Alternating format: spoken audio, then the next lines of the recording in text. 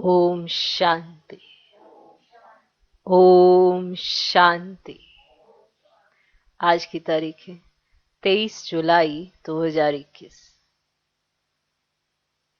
साकार महावाक्य। बाबा कहते, मीठे बच्चे, तुम्हें अपना चिंतन करना है, दूसरे का नहीं।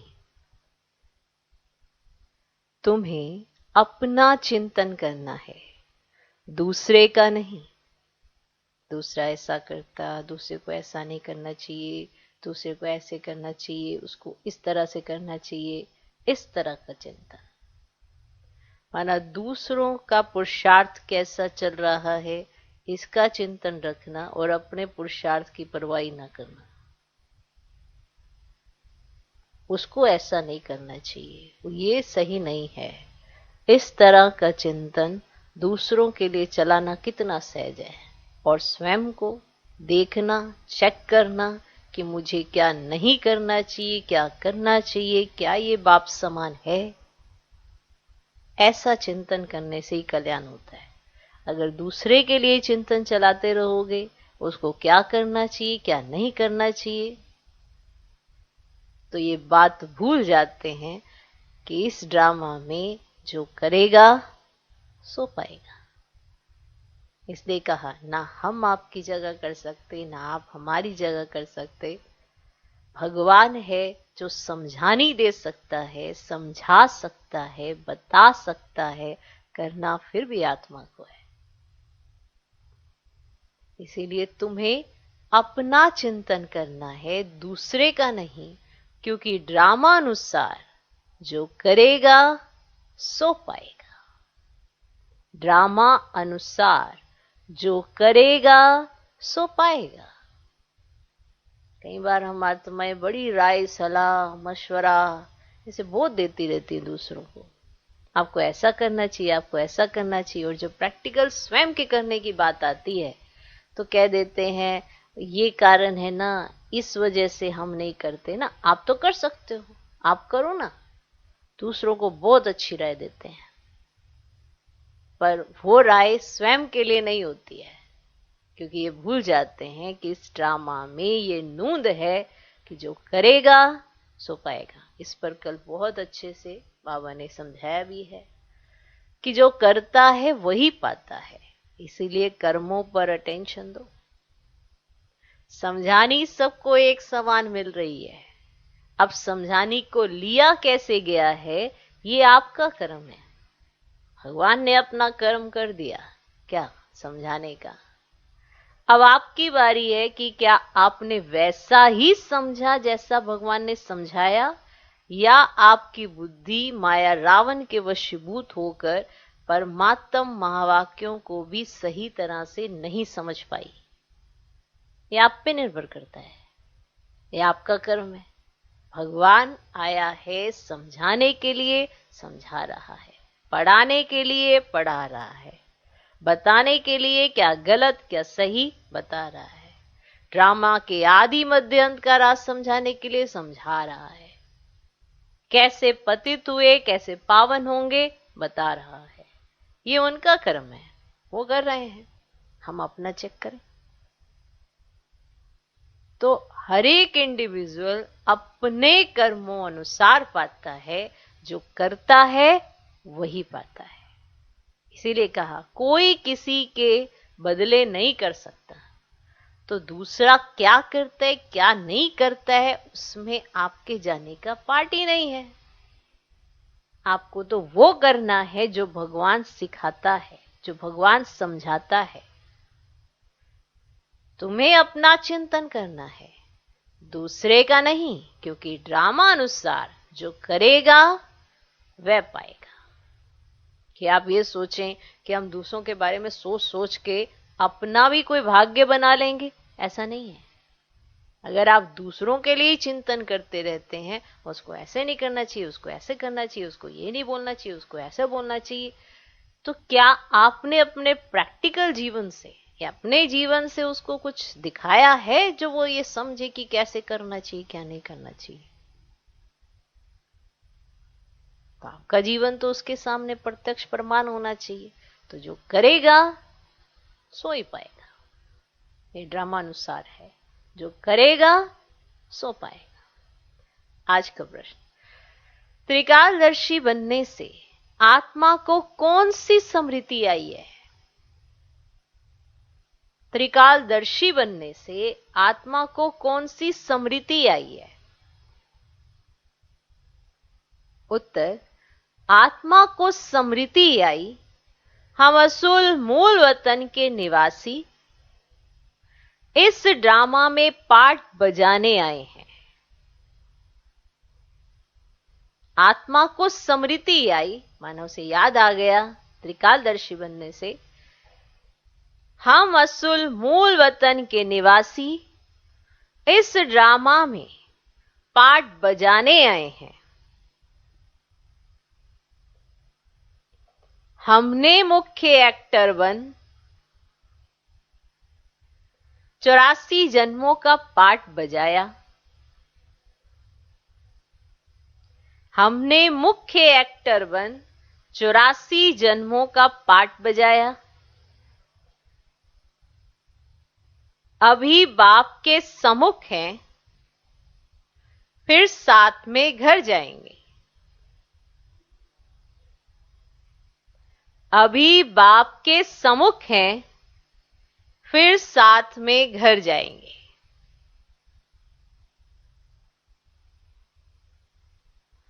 पावन बनकर घर जाना है, फिर सुखधाम में आना है। पावन बनकर घर जाना है, फिर सुखधाम में आना है।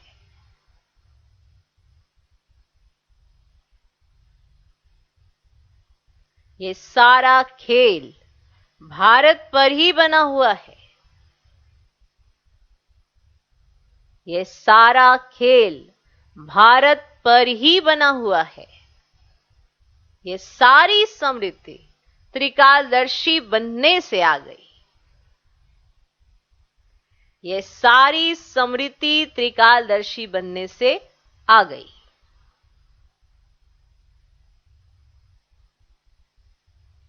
ठीक, त्रिकालदर्शी बनने से आत्मा को कौन सी स्मृति आई है? उत्तर, आत्मा को स्मृति आई, हम असूल मूल वतन के निवासी इस ड्रामा में पार्ट बजाने आए हैं। हमने मुख्य एक्टर बन 84 जन्मों का पार्ट बजाया। अभी बाप के सम्मुख हैं, फिर साथ में घर जाएंगे। पावन बनकर घर जाना है, फिर सुखधाम में आना है। ये सारा खेल भारत पर ही बना हुआ है। ये सारी स्मृति त्रिकालदर्शी बनने से आ गई। आ गई, आ गई। आज का गीत है, मरना तेरी गली में, जीना तेरी गली में। ओम शांति, ओम शांति। ये गीत किसने गाया?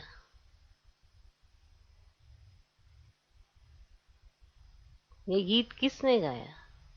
बच्चों ने। क्या कहते हैं बच्चे? बाबा, अभी तो आपके गले का ही हार बनना है, यह शरीर तो यहां ही छोड़ देना है।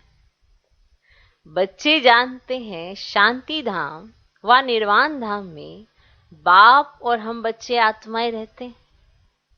अब आप घड़ी घड़ी कहते हैं अपने को आत्मा निश्चय करो, अपने को आत्मा निश्चय करो।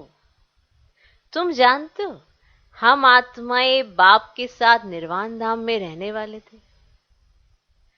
फिर यह शरीर धारण कर 84 जन्मों का चक्र लगाया है।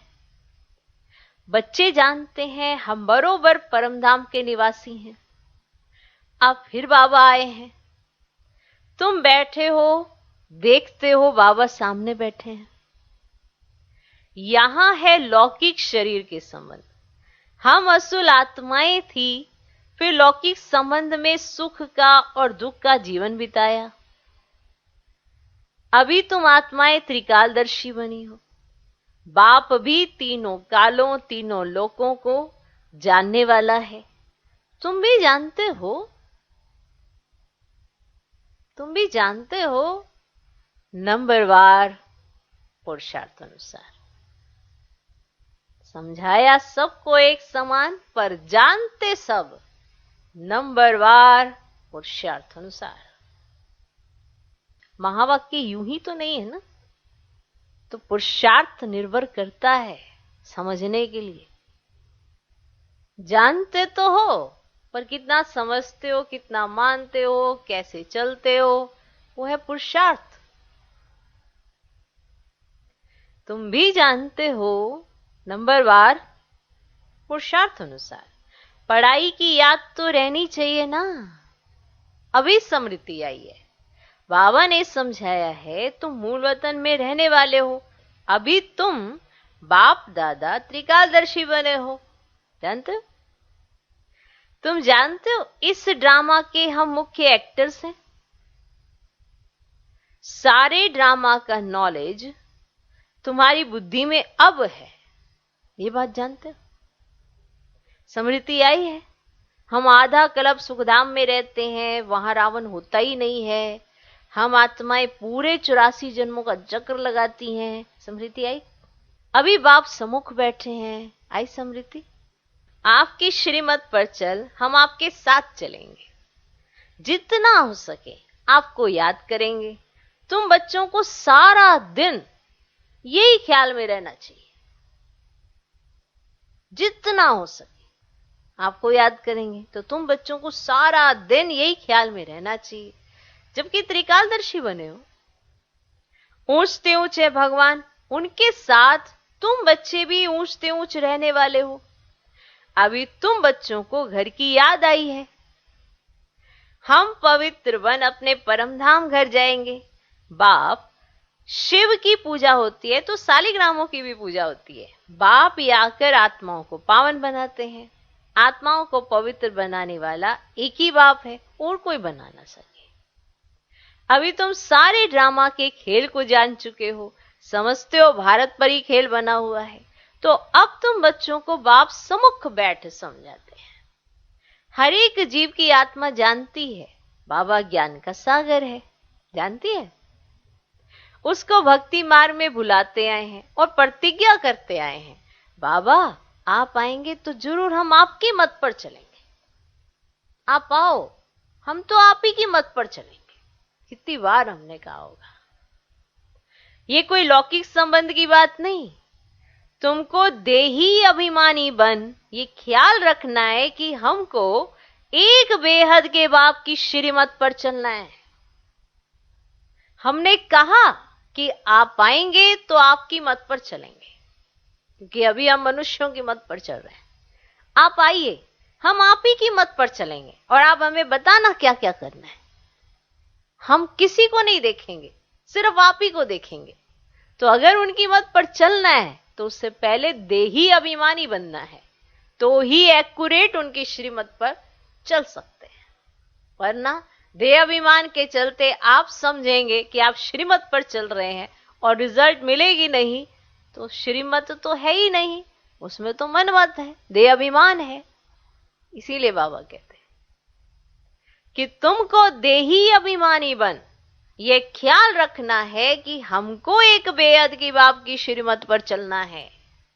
आपका वायदा है, आपने प्रतिज्ञा की थी, तो अभी भगवान ने सबसे पहली श्रीमत तो आपको यही दी है कि अपने को आत्मा समझो और देही अभिमानी बनो, और फिर मेरा कहना मानो, श्रीमत पर चलो। आपने कहा श्रीमत पर चलेंगे, बाप ने आपको मत दी, पहली श्रीमत याद रखो, मानो कहना, आत्मा निश्चय करो, फिर देखो कितना सहज हो जाता है उनकी श्रीमत पर चलना। अभी डिफिकल्ट क्यों लगता है? बार बार देह में जाते रहते हैं, बार बार देह में जाते रहते हैं, खुद को देह समझते रहते हैं, इसीलिए डिफिकल्टी अनुभव होती है। तुमको देही अभिमानी बन ये ख्याल रखना है कि हमको एक बेहद की बाप की श्रीमत पर चलना है। बेहद के बाप की श्रीमत पर चलना, उनका ही मानना है। वे तो बहुत सहज समझाते हैं, कोई डिफिकल्ट बात आपके लिए रखते ही नहीं है, वो सहज तरीका बताया है, वो बात अलग है, भगवान का मानते ही नहीं, तो बहुत सहज करके समझाते हैं। तुम्हारा अब तीसरा नेत्र ज्ञान का खुल गया है। अब उस तीसरे नेत्र से आप श्रीमत का पालन कर सकते हो। तो वो खुल गया है, ये ज्ञान तुमको यहां है। मूल वतन में बाप और बच्चे रहते हैं, वहां ये किसको पता नहीं रहता। अभी तुम बच्चों को बाप अपना अंत देते हैं, माना सब कुछ बता देते हैं, अपने बारे में अंत देते हैं। वही ज्ञान का सागर है। और कोई सत्संगों में ऐसे नहीं कहेंगे कि बाबा हम आत्माओं को पढ़ाते हैं। ये तुम जानते हो। घड़ी घड़ी तुमको कहना पड़ता है देही अभिमानी बनो, घड़ी घड़ी कहना पड़ता है क्या बनो, देही अभिमानी बनो। आत्मा इस ड्रामा में एक्टर है, पार्ट बजाती है। हम आत्मा ने चोला लिया है, वे एक्टर्स कपड़े बदलते हैं। जैसे वो एक्टर्स कपड़े बदलते हैं, आपने इस चोले में पार्ट बजाने के लिए ये चोला लिया है, एक्ट कर रहे हो ना। अब कैसी करते हो ये आपके ऊपर निर्भर करता है। समझ भी साथ साथ मिल रही है। तुम आत्माएं निराकारी दुनिया से यहां आकर ये शरीर रूपी चोला लेती हो। वे सिर्फ अपने कपड़े बदलते हैं, वो एक्टर्स अपने कपड़े ड्रेसेस बदलते हैं तो रोल बदल जाता है उनका। आप यहां पर चोला लेते हो, वो सिर्फ अपने कपड़े बदलते हैं। हम आत्माओं को बाबा फिर से आकर राजयोग सिखा रहे हैं। अब तुम बच्चे समझते हो बाबा आया हुआ है तो जरूर हम बाबा के मददगार बनेंगे, पवित्र बन और सारे भारत को पवित्र बनाएंगे। हमको श्रीमत पर ही चलना है। श्रीमत कहती है बाप को याद करना है, हमको श्रीमत पर चलना है। श्रीमत कहती है बाप को याद करना है। जो करेंगे वह पाएंगे। सब तो नहीं आकर पुरुषार्थ करेंगे, जिन्होंने कल पहले पुरुषार्थ किया है वही करेंगे। अभी वापस जाना है, इसलिए पुरुषार्थ कर पवित्र जरूर बनना है। हम ऊपर मूल वतन में रहने वाले हैं। पहले पहले हम स्वर्ग में आए थे, फिर सीढ़ी नीचे उतरते आए। बाप समझाते भी भारतवासियों को है, भारत में ही आते हैं, याद भी भारत में करते हैं कि आकर हमें पावन बनाओ, शरीर धारण कर हमको श्रेष्ठ कर्म सिखलाओ। देखो ध्यान से सुनो, बाबा के महावाक्य ध्यान से सुना करो कि क्या कह रहे हैं। आत्मा समझना और फिर जो शरीर में हो कर्म श्रेष्ठ करना, ये भी सिखला रहे हैं। सिर्फ इतना ही नहीं कहा अपने को आत्मा समझो, पर आत्मा समझकर इस शरीर में रहकर कर्म कैसे करने हैं ये भी सिखलाते हैं। तो शरीर धारण कर हमको श्रेष्ठ कर्म सिखलाओ। शरीर का नाम भी गाया हुआ है, ये भाग्यशाली रथ है। बाप भी कहते मैं साधारण तन में प्रवेश करता हूं। आगे भी कहा था तुम बच्चों को स्मृति आई है, बरोबर 5000 वर्ष पहले भी बाबा ने यही कहा था और कोई भी ये बात बता नहीं सकते हैं कि पहले भी 5000 वर्ष पहले बाबा ने ऐसा कहा था। आज भी कह रहे हैं और कोई ऐसे बात बता नहीं सकते। तो बाप ही कहते हैं 5000 वर्ष पहले भी मैंने इस शरीर में आकर तुमको समझाया था। अब फिर तुम बच्चों को कहता हूं आत्म अभिमानी बनो। फिर से कह रहा हूं क्या, आत्म अभिमानी बनो। जैसे नाटक वालों को मालूम रहता है ना हम कौन सा वस्त्र पहनकर क्या क्या पार्ट बजाते हैं, परंतु वह तो है देह अभिमानी। यह है बेहद की बात, देही अभिमानी बनना है। जैसे उन एक्टर्स को भी याद रहता है मैंने कौन सी ड्रेस पहनी हुई है और इस ड्रेस में मुझे कौन सी वाली एक्ट करनी है, उन्हें याद रहता है। इसीलिए बाबा ने कहा वो तो देह अभिमानी होंगे, उनको शरीर में उन्होंने जो भी ड्रेस पहनी होगी उसके हिसाब से वो एक्ट करके दिखाएंगे। वो हद के नाटक के एक्टर्स हैं, आप तो बेहद के एक्टर्स। आपको तो याद रहना चाहिए कि आपने शरीर धारण किया हुआ है, शरीर रूपी चोला पहना हुआ है, तो मुझे कौन सी एक्ट करनी है, मुझे कैसा पार्ट बजाना है। इसलिए कहा आत्म अभिमानी बनो। जैसे नाटक वालों को मालूम रहता है ना हम कौन सा वस्त्र पहनकर क्या क्या पार्ट बजाते हैं, परंतु वह तो है देह अभिमानी। यह है फिर बेहद की बात, देही अभिमानी बनना है। क्या बनना है, देही अभिमानी बनना है। हम असुल आत्मा ही हैं। अभी हमारा पाठ पूरा होता है, बाप सम्मुख बैठ सब कुछ तुमको समझाते हैं। ये भूल नहीं जाना है। माया कितने विघ्न डालती है, बाप समझाते हैं बच्चे तुमको कोई भी विक्रम नहीं करना है। मनसा तूफान बल बहुत आएंगे, अपनी परीक्षा लेनी है। हमारी कर्मेंद्रियां चलायमान तो नहीं होती हैं, माना अपना टीचर स्वयं बनना चाहिए और खुद की जांच करते रहना चाहिए कि हम क्या हैं। खुद की जांच करते रहना चाहिए, क्या कहां पे जाके हमारी कर्मेंद्रियां चलायमान तो नहीं होती हैं। किसी चीज को, किसी वस्तु को या किसी को भी देखकर हमें कैसा कोई आकर्षण तो नहीं होता है। हमारी बुद्धि चंचलता में तो नहीं चली जाती है। अपनी परीक्षा लेनी है। हमारी कर्मेंद्रियां चलायमान तो नहीं होती हैं। हम काम को जीत सकते हैं। तुम्हारे लिए तो बहुत सहज है। हम आत्मा है, एक बाप के बच्चे हैं। बाप से ही योग लगाना है। कर्मेंद्रियों में चलायमानी होना, यह भी देह अभिमान हुआ ना। तुमको कोई से भी डरना नहीं है, निर्भय बनना है। कभी भी कहां जाओ तो साक्षी हो देखना है। हम तो आत्मा है। इस खेल को तुम पूरा जान गए हो। ऊंच ते ऊंच बाप है, ये बुद्धि में आया है। उनको बिंदी कहा जाता है। निराकारी दुनिया में आत्माओं का झाड़ है। बीज से झाड़ निकलता है, फिर नंबरवार पत्ते आते हैं। ये भी ऐसे हैं। ऊपर से नंबरवार आत्माएं आती हैं। आत्मा प्रवेश कैसे करती है, निकलती कैसे है, ये कोई देख ही ना सके। अब बाप समझाते हैं तुम्हारी आत्मा पतित हो गई है, उनको पावन बनाओ। याद से पावन बनाओ और श्रेष्ठ कर्मों से उसे महान बनाओ। तो महान आत्मा, पुण्य आत्मा, ये गाया हुआ है ना। इन द्वारा बाप बैठ समझाते हैं। बात तो कर्मेंद्रियों से करते हैं ना। आत्मा बिंदी इसमें नहीं होती तो कर्मेंद्रियां कुछ कर ही नहीं सकती। इतनी छोटी बिंदी कितनी पावरफुल है, उनमें सारी नॉलेज है। इतनी छोटी सी बिंदी है और पावरफुल कितनी है कि सारी नॉलेज उसके अंदर है। बाप ज्ञान का सागर है, तो तुमको बैठ समझाते हैं। माना ज्ञान का सागर है, सागर।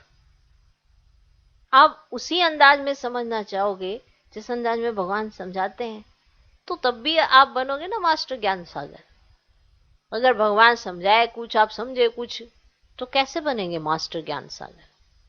कैसे वो अनुभूति हो पाएगी?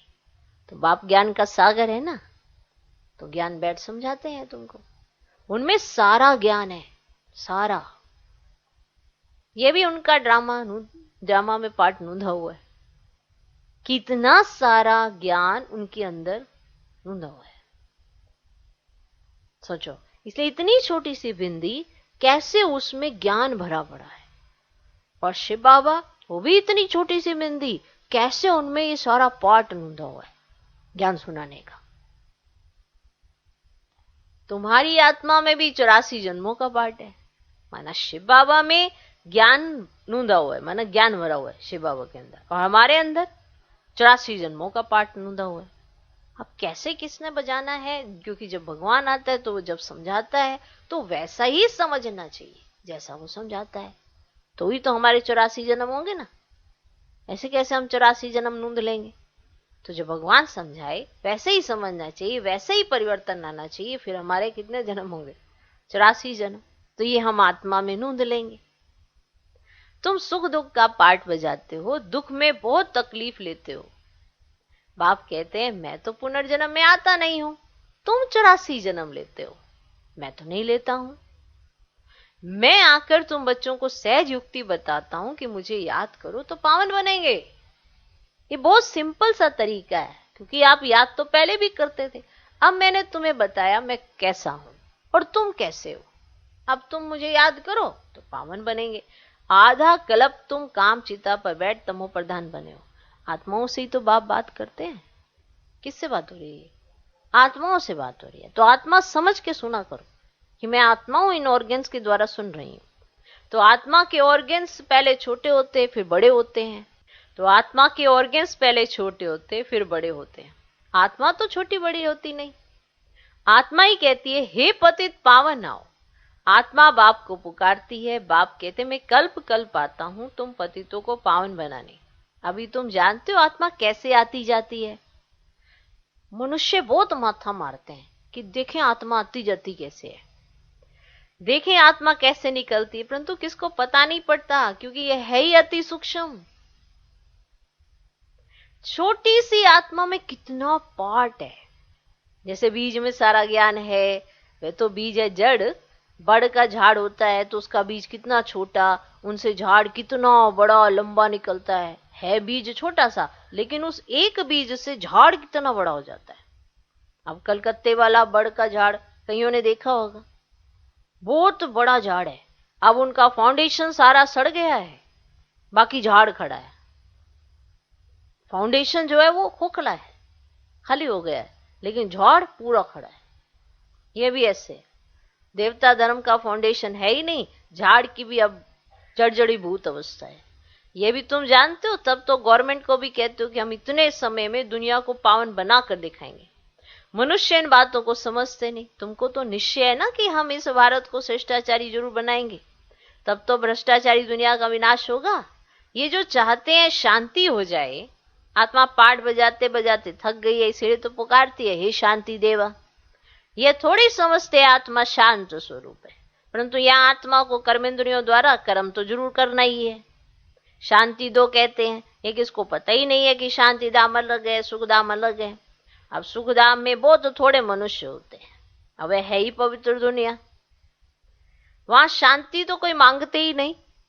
पवित्र दुनिया है, शांति कोई मांगते ही नहीं, दुखी होते ही नहीं, शांति मांगते नहीं। कर्म तो वहां भी करते हैं, परंतु वहां अशांति नहीं होती।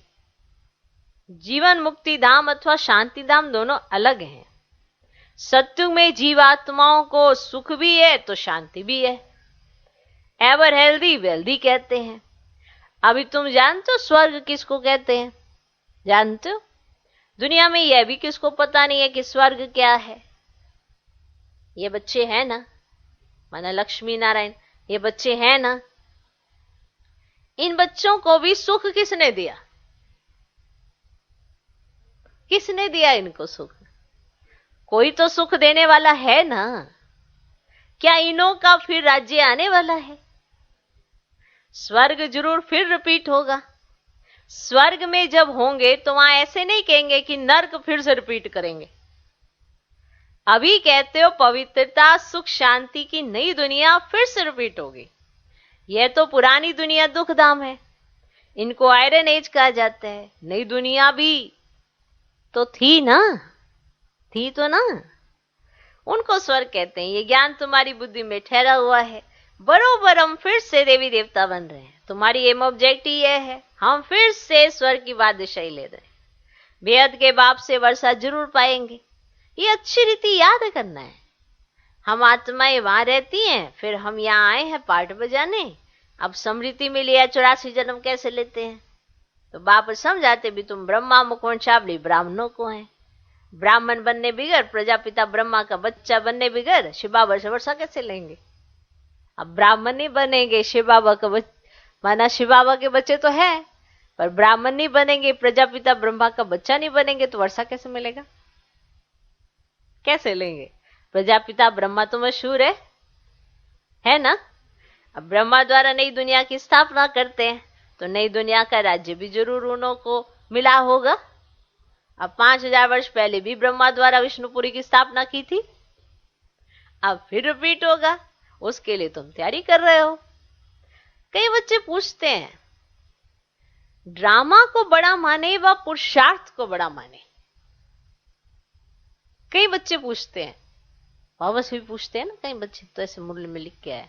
कई बच्चे पूछते हैं ड्रामा को बड़ा माने व पुरुषार्थ को बड़ा माने। बताओ, समझाया जाता है पुरुषार्थ तो जरूर करना ही है। पुरुषार्थ बिगर प्रारब्ध कैसे मिलेगी? पूरा पुरुषार्थ करना है। कोई अच्छी रीति पुरुषार्थ करते हैं तो समझाया जाता है ड्रामा अनुसार इनका पुरुषार्थ अच्छा चलता है। लेकिन उन्होंने पुरुषार्थ पहले किया है, फिर कहने में बाद में आता है कि ड्रामा अनुसार इन्होंने बड़ा अच्छा पुरुषार्थ किया है। ये नहीं कहने में आएगा ड्रामा अनुसार ये अच्छा पुरुषार्थ करेंगे, ऐसे नहीं। शब्दों का अर्थ समझने की जरूरत है। पहले पुरुषार्थ किया जाता है, बाद में ड्रामा अनुसार कहा जाता है।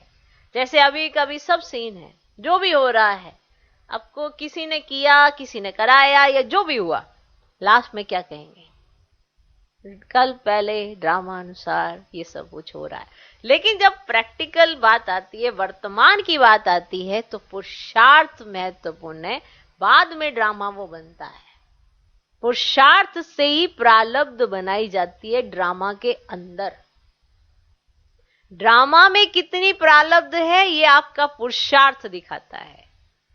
तो कईयों को ये ड्रामा पुरुषार्थ इसमें बहुत कंफ्यूजन हो जाती है, और इसी को ना समझने के कारण वो यही समझते हैं कि जो ड्रामा में होगा मिल जाएगा। लेकिन ड्रामा में क्या है ये तो तुम्हें दिखाई देगा ना, जो करेगा सो पाएगा। अगर आप अच्छी तरह से पढ़ाई पढ़ते हैं तो आप पास भी होंगे, स्कॉलरशिप भी ले सकते हैं। लेकिन अगर आप नहीं पढ़ते हैं तो अब ड्रामा में आपने क्या ढूंढा कि मैं नहीं पढ़ूंगा? पढ़ोगे तो स्कॉलरशिप ढूंढोगे, नहीं पढ़ोगे तो कुछ नहीं। ऐसा तो नहीं है ना, नालायक कहलाए जाओगे। तो जीवन में यही सिखाया जाता है, पढ़ोगे लिखोगे बनोगे नवाब, और अगर नहीं पढ़ोगे तो होगे खराब। अब खराब क्या, जीवन खराब हो जाता है। पढ़ लिख कर व्यक्ति एक अच्छी पोजीशन पे पहुंचता है तो उसका जीवन एकदम स्मूथ चलता है, माना उसको कभी भी वेल्थ की, माना धन की किल्लत नहीं होती है, क्योंकि उसने पढ़ लिख कर अपने लिए कमाई का साधन बना दिया है। इसीलिए पढ़ाई कहते हैं सोर्स ऑफ इनकम है, कमाने का साधन, कि आप अपने उससे एफर्ट से बताते हैं कि आप आगे कितना कमाएंगे। और व्यक्ति अगर पढ़े ही नहीं तो वो कमाई क्या करेगा? तो अगर व्यक्ति पुरुषार्थ करे ही नहीं तो वो प्रारब्ध क्या बनाएगा? और अगर प्रारब्ध बनाए ही नहीं तो ड्रामा अनुसार क्या कहा जाएगा कि अब इन्हों का ड्रामा प्लान अनुसार पहले भी ऐसा हुआ होगा। ये लास्ट में कहा जाता है, पहले नहीं। जब ड्रामा बन जाता है तो ही ड्रामा कहा जाता है। इससे पहले के सीन जितने हुए वो सब ड्रामा में नूंदे गए हैं, लेकिन जो आने वाला समय है वो ड्रामा में आपने क्या नूंदना है वो आपके अपने हाथ में है। क्योंकि आपको समझाया जा रहा है कि कर्म कैसे करने चाहिए। अगर आप कल अपनी स्थिति आत्म अभिमानी बना लेते हैं तो कल का दिन आपका कितना संवर जाएगा, और उस कल के दिन के संवरने की वजह से आपका भविष्य भी संवर जाएगा। तो वर्तमान पर ध्यान दें और भविष्य सुधार लें। कहीं भविष्य में ज्यादा रहते हैं, पास्ट में ज्यादा रहते हैं और वर्तमान पर ध्यान ही नहीं देते, तो जो वर्तमान है वो तो कभी भी हाथ में नहीं आने वाला, वो तो हमेशा पास बनना ही बनना है। अगर ध्यान नहीं दिया तो वो तो बन ही जाएगा, वो तुरंत ही बन जाएगा ड्रामा। सेकंड सेकंड जो बीतता जाता है वो हो जाता है ड्रामा। लेकिन सेकंड सेकंड जो आता जाता है वो है पुरुषार्थ के लिए वो समय जो हमें मिलता है। तो समझने की जरूरत है। जितना समझते जाएंगे, जितनी याद होगी उतना जल्दी समझ आएगा। याद कम होती है तो परमात्मा महावाक्य भी अच्छी तरह से समझ नहीं आते, क्या क्यों उठने लगता है। और जहां पर क्या क्यों उठ जाता है वहां निश्चय की कमी होती है। कोई भी सुधार किसी ने भी अपने जीवन में करना है, क्या क्यों को बंद करता जाता है, आगे बढ़ता जाता है। जैसे कि अभी भी आप पुरुषार्थ कर रहे हो, आपको टास्क दिया जाता है, आपको एक प्लानिंग दी जाती है, तो अगर आप निसंकल्प होकर उसको करते जाते हो तो आपको प्राप्ति होती जाती है। लेकिन अगर आप उसमें भी संकल्प चला लेते हो कि अब क्या डेली एक ही चीज करते रहे, कुछ और नया बताओ, तो माना पहले का अभ्यास आपने किया ही नहीं है और आपको नए की इच्छा जागृत हो गई है, माना आपके अंदर क्वेश्चन मार्क आ गया, अब आपको प्राप्ति नहीं हो सकती, अनुभव नहीं हो सकता। तो जब भी जहां भी क्या क्यों ज्यादा पैदा होने लग जाता है तो वहां पर निश्चय की कमी हो जाती है, और जहां पर निश्चय की कमी हो जाती है वहां पर जीत की अनुभूति कभी हो ही नहीं सकती, क्योंकि निश्चय बुद्धि विजयंती कहा जाता है। तो हर चीज में निश्चय चाहिए तब जाके जीत होती है। तो पुरुषार्थ बड़ा है या ड्रामा बड़ा है, तो बड़ा है पुरुषार्थ जो बाद में ड्रामा बनाता है। तो पुरुषार्थ से प्रारब्ध बनती है और वो प्रारब्ध ड्रामा में नूंदी जाती है। तो वो आपने क्या बनानी है, सबके अपने अपने हाथ में है। ओके, तो कोई अच्छी रीति पुरुषार्थ करते हैं, कहते हैं हम तो बड़े अच्छे चल रहे थे, बहुत अच्छा हमारा चल रहा था, ऊपर से ये कोरोना आ गया। कोरोना आया स्थिति बनाने के लिए, कोरोना स्थिति बिगाड़ने के लिए तो नहीं आया, आपको बहुत कुछ ऐसा समझाने के लिए आया जो भगवान ने मुरलियों में कहा था, वो आपने प्रैक्टिकल देखा। तो जब आप चलते हो तो आने वाले साइड सीन को भी तो देखते हो, और जब साइड सीन को देखते हो तभी तो आपको चलने का भी मजा आता है। अगर यूं ही ऐसे यूं ही चलते रहो, कुछ भी दिखाई ना दे, तो कैसे मजा आएगा। तो पुरुषार्थ करोगे, विघ्न आएगा, फिर आगे बढ़ोगे, और फिर आगे बढ़ते बढ़ते अनुभव पाओगे, तभी तो आगे बढ़ोगे, नहीं तो आगे क्यों बढ़ोगे, वहीं खड़े रहोगे।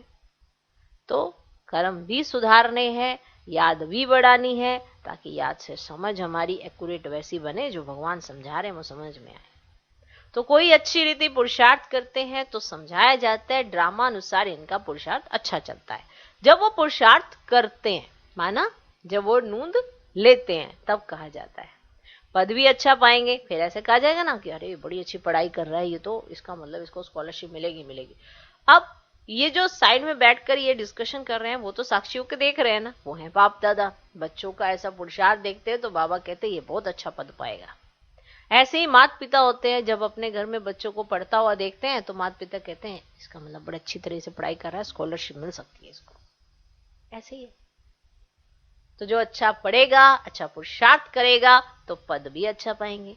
उनका पुरुषार्थ बहुत तीव्र चलता है। फिर चलते चलते कोई का कम पद भी हो जाता है। ब्राह्मणियां जानती हैं, ब्राह्मणियों के पास आने वाले भी जानते हैं फलाना बहुत अच्छा चलता था, आजकल आते नहीं है, कहते हैं हमारी बुद्धि में पता नहीं क्यों नहीं बैठता है, बाबा को हम याद ही नहीं कर सकते हैं, बस हम नहीं चल सकेंगे। पहले अच्छे चलते थे, अचानक से क्या क्यों आया, संशय पैदा हुआ, निश्चय डगमगाया, और फिर क्या कहते हैं कि हमें बाबा की याद आती ही नहीं है, हम पता नहीं, हम ना चल नहीं पाते हैं। अब उनको ये नहीं पता कि क्या क्यों आने से संशय आया और संशय ने निश्चय हिलाया। अब निश्चय हिला तो जीत कैसे हो सकती है। अब जब जीत ही नहीं हो सकती है तो डगमग अवस्था तो होगी।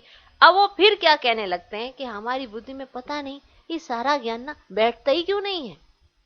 ये ज्ञान आत्माओं के लिए ही है ना, आत्माओं के लिए ना, तो आत्माओं की बुद्धि में तो बैठना चाहिए, लेकिन बुद्धि समर्पित ही नहीं करते, इसलिए बैठता ही नहीं है।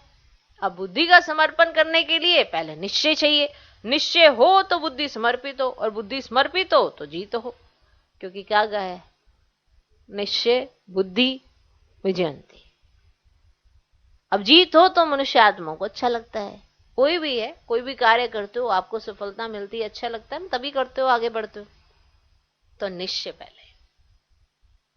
इसीलिए जब निश्चय डगमगाता है तो बुद्धि में क्या सोचे, पता नहीं क्यों नहीं बैठता है, बाबा को हम याद ही नहीं कर सकते हैं, बस हम नहीं चल सकेंगे, बड़ी मंजिल है, ऐसे ऐसे लिख देते हैं। जब खुद हिलते हैं, डगमगाते हैं, तो ऐसे ऐसे लिखने में भी देरी नहीं करते। पहले अच्छे चलते थे, अचानक से क्या क्यों, ऐसा वैसा, इसको देख उसको देख, फॉलो ब्रदर सिस्टर, इसको देख, सी ब्रदर सिस्टर, सबको ऐसे पुरुषार्थियों को देख, पुरुषार्थ हिला और हिल गए, और फिर सोचते हैं कि हमारी बुद्धि में पता नहीं बैठता क्यों नहीं है, पता नहीं बाबा की याद क्यों नहीं आती है। भगवान इतना सहज रास्ता बताता है, सब कुछ सहज सहज बताता है, पर मुश्किलात जो खड़ी करते हैं मनुष्य अपने आप करता है, क्योंकि क्या क्यों में वो खुद जाता है, तो इसलिए उसकी बुद्धि में बैठता नहीं है, और फिर बाबा को याद नहीं कर सकते, फिर बस हम नहीं चल सकेंगे, बड़ी मंजिल है, ऐसे लिख देते हैं। मूल बात है ही निर्विकारी बनना, निर्विकारी बनना। अविकारों के साथ रहकर आप बाप का कहना कैसे मानोगे। तो मूल बात है ही निर्विकारी बनना, विकारों को छोड़ना बड़ा मुश्किल है। तुम जानते हो ड्रामा अनुसार कल पहले मिसल इनकी ऐसी अवस्था चली आ रही है, क्योंकि विकारों को छोड़ना नहीं चाहते, क्या क्यों में जाते हुए अपने को रोक नहीं पाते, इसको उसको ब्लेम करते रहते हैं, दूसरों का चिंतन करते रहते हैं, ये ऐसा करती है, वो वैसा करती है, या ये ऐसा करता है, या वो वैसा करता है, और अपनी एक्टिविटी विकारों वाली चलते जाते हैं। अपने अंदर क्रोध को भी जन्म देते रहते हैं, अपने अंदर मोह को भी जन्म देते हैं, अहंकार जन्म लेता रहता है। अब बताओ, जब इतने सारे जन्म लेंगी चीजें, तो बाप के पास लिया हुआ जन्म याद कहां से रहेगा? इसीलिए वो भूल जाते हैं। अब बाप याद रहे तो उसके लिए निर्विकारी बनना पड़े, तो विकारों को छोड़ना बड़ा मुश्किल लगता है, विकारों को छोड़ नहीं पाते। फिर देखते हैं दुनिया में भी तो सब ऐसे चलते हैं, उनके साथ भी तो कुछ नहीं होता। लेकिन दुनिया में सब तो भगवान से नहीं मिले, और जो भगवान से मिला उसको विकारों की परिभाषा भी आती है। तो विकारों की परिभाषा जानकर, सही समझ मिलकर भी अगर कोई विकारों में गोते खाता है तो उसके ऊपर कितना बोझा चढ़ता है। अब कहते ये डरा दिया आपने, इसमें डरने की बात नहीं है, इसमें समझ की बात है। तो मूल बात है विकारों को छोड़ना, निर्विकारी स्थिति बनाना। तो विकारों को छोड़ना उनको मुश्किल लगता है, और फिर तुम भी जान जाते हो कि ड्रामा अनुसार कल्प पहले मिसल इनकी ऐसी अवस्था चली आ रही है। तो समझ तो सबको आ जाती है। क्लियर? इसीलिए जो करेगा सो पाएगा।